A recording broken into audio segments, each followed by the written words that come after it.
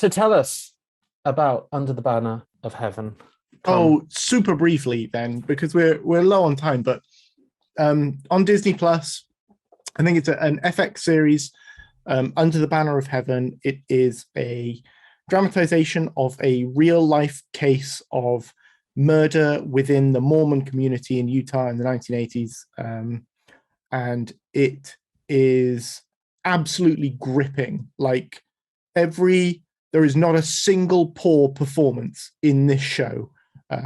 And that is definitely what sells it for me. So Andrew Garfield is the lead investigator, also part of the Mormon community, investigating a murder within this community where everything is so close-knit and everyone calls each other brother and sister, and such a small town. But within this community is like festering fundamentalist ideals. So the fundamentalist Latter-day Saints are still famous now for being very, I don't want to get in any hot water.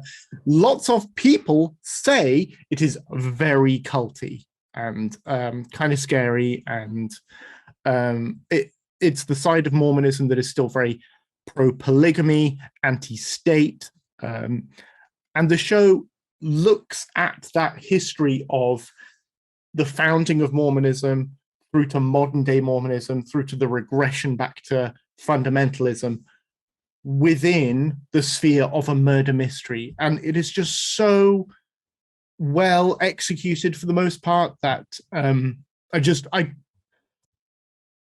can't recommend it highly enough.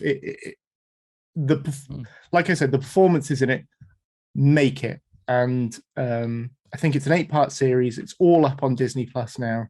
I've got a lot of time for Garfield. Absolutely. Yeah, I've got a lot of time for Garfield. In recent years, he has 100% proved himself as somebody who is versatile and believable and interesting. And you just have to look at like Tick, Tick, Boom and Under the Silver Lake. And God, you just have to look at the last Spider-Man movie. Yeah, he was. It's great. He thoroughly redeemed his previous Spider-Man it's movies. Great. That's a miracle. Literally brought a tear to my eye. That was, yeah. He's brilliant in it, but everyone is great. Wyatt Russell is in it, Kurt Russell's son, and Rory Culkin, a member of the Culkin acting family. He's great in it as well, looking instantly recognizable as a Culkin. No, you're missing the MVP, Tom. Yeah. So for those of you that watch the part, you'll know I famously don't watch any TV because TV sucks. But off the back of Tom's excellently written review, I dove in on this, and I agree with everything Tom said. It's 7 episodes, and I'm just starting the 6th episode, so I'm not quite there yet. But for me, the MVP of all of this, bizarrely, is Sam Worthington. Unbelievable. He is awesome in this. Absolutely. I was watching it at home, and I had to sort of nudge my partner and go, "That's the guy from Avatar." What? Yeah, slightly less blue, but no, he's absolutely immense in it. He's great.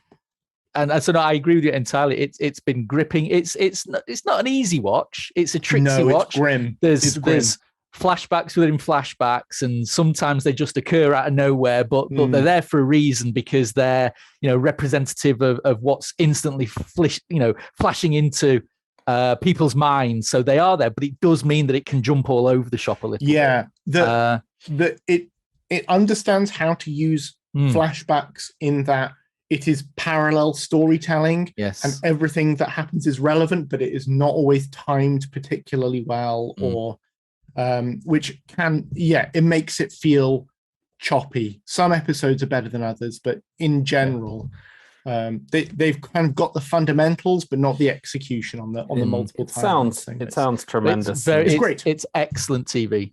I'm going to once I'm done watching things like Father the Bride, I'm going to definitely carve out some time for this. Priorities.